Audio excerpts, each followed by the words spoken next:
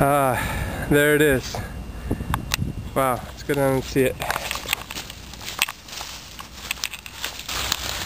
This thing is massive. And here we come to the bottom. What in the world?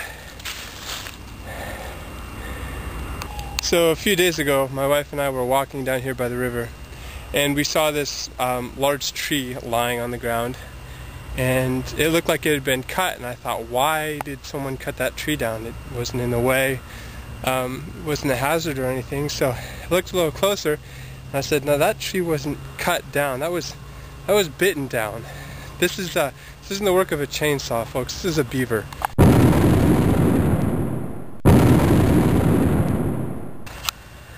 So all these little wood chips,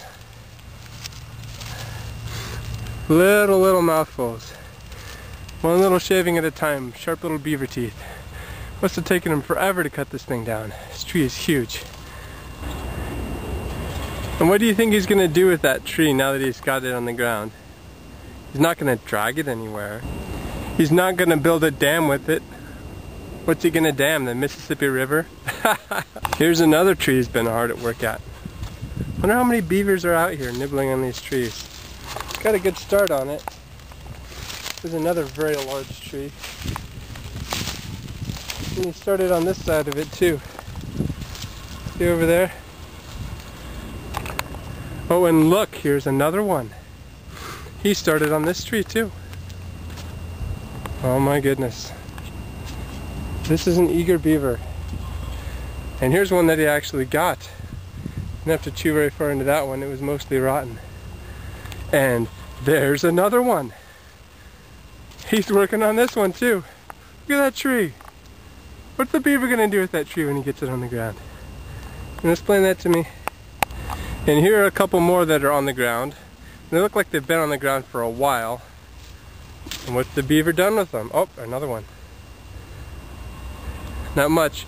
Maybe they eat the small branches at the very end. Here's a couple more that the beaver is working on. One over there. If they're just eating the little branches, it's kind of a shame. You'd think they could just find a sapling somewhere and eat that, instead of biting down these huge trees. It must take them forever. And then what do? They fall on the ground and just lay there. Oh look, he just got a start on this tree. Bark's a little scratched. A couple little teeth marks in there. He's got a long ways to go on this one. Oh yeah. The beavers just work and work on these huge trees till they finally get them on the ground. And then what do they do with them once they get there? Maybe somebody can leave a comment and let me know. It kind of reminds me of my little nephew.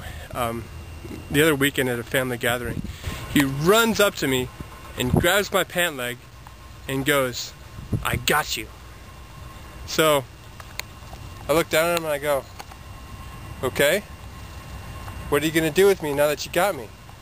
And he looks up at me and he says, "I got you." You gonna tackle me to the ground, make me cry uncle or something?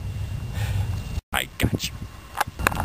You ever grabbed a hold of something and then realized that you weren't capable of handling it on your own? It makes me think of those guys in the New Testament who went to cast out a demon, and the demon-possessed man just turned on him. And there was a bunch of them, I think there was like 7 of them or something, and he just beat the daylights out of him.